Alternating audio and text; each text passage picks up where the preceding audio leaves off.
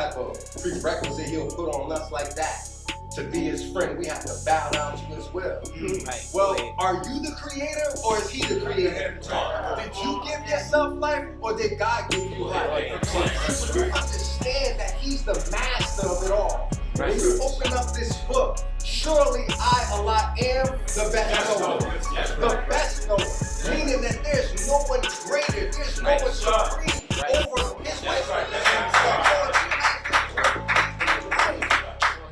You mean to tell me he can't guide and move and help you overcome trials and circumstances? But he has to be the helm.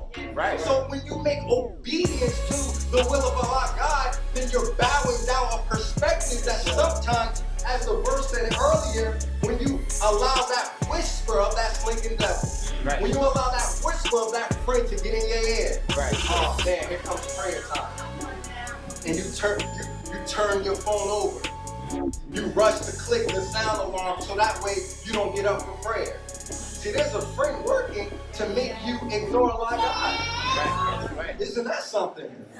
So we have to do all that we can to what? Build the will. See, it's the will of God that has to be built up, but it's the will of God within self. It's the will that we're working here on.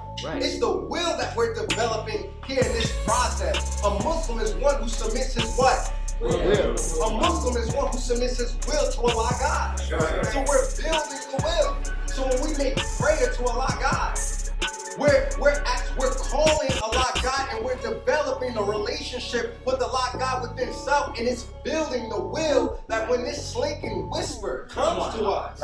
See, it's the spirit. You have to have spiritual energy to deal with Shaitan. But the Shaitan that I'm talking about is not outwardly, but it's within self. So we have to have the will. You can't overcome Shaitan and you haven't called on God for nothing. So some of us are trying to build certain habits. Maybe you used to drink.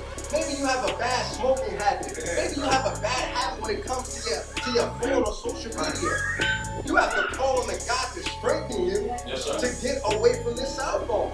So it may be a cell phone for me, but what is it for you that you have to overcome and build the will up on?